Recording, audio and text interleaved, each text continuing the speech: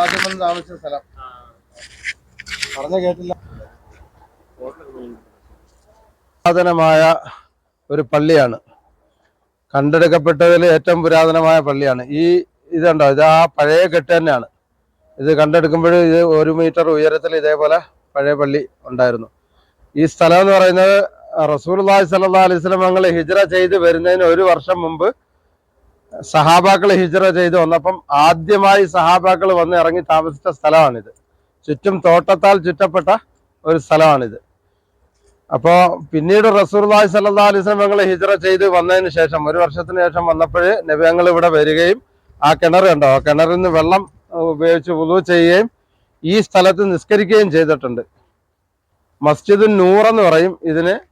അതേപോലെ തന്നെ ഈ കിണറിന് ബീർ ഹജീം എന്ന് പറയും, ഇവിടെ എഴുതിയിട്ടുണ്ട്. മസ്ജിദുൽ ഉസ്ബാനും ഇതിന് പേരുണ്ട്. മസ്ജിദുൻ നൂർ എന്ന് പറയാൻ ഒരു കാരണം പറയുന്നുണ്ട്. അസാദ് ബിൻ സുറാറ റളിയല്ലാഹു അൻഹു, ഉബ്ബാദ് ബിൻ ബിശ്ർ റളിയല്ലാഹു അൻഹു, 2 സഹാബാക്കൾ നബി സല്ലല്ലാഹു അലൈഹി വസല്ലം തങ്ങളുടെ അടുത്തിരുന്ന് ഇൽമു പഠിച്ചിട്ട് കുറെ രാത്രി കുറെ ഇരുളായപ്പോഴാണ് തിരിച്ച് അവരുടെ വീടുകളിലേക്ക് പോകുന്നത്.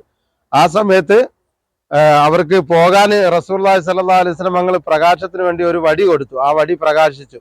ആ വടിയുടെ പ്രകാശത്തിൽ 2 പേരും വരികയും അവർക്ക് 2 പേർക്കും തിരിച്ച് അവരുടെ വീടുകളിലേക്ക് പിന്നെ 2ആയിട്ട് പിരിഞ്ഞു പോകേണ്ട ആവശ്യം വന്നപ്പോൾ ഒരാളുടെ വിരല് പ്രകാശിച്ചു. അങ്ങനെ ആ പ്രകാശത്തിൽ അദ്ദേഹം പോവുകയും മറ്റേയാൾ ആ വടിയുടെ പ്രകാശത്തിൽ പോവുകയും ചെയ്തു. അതുകൊണ്ട് ഇതിന് മസ്ജിദുൻ നൂർ എന്ന് പേര് പറയുന്നത്.